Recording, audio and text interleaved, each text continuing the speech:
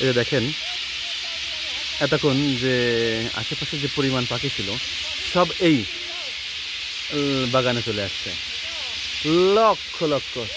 হ্যাঁ, বুঝতে পারছেন যে পরিমাণ পাখি এখানে আসছে। চাচা কি পরিমাণ পাখি হবে সৈকত? কেমন পাখি হবে? কি পরিমাণ পাখি হবে? লক্ষ লক্ষ হবে না?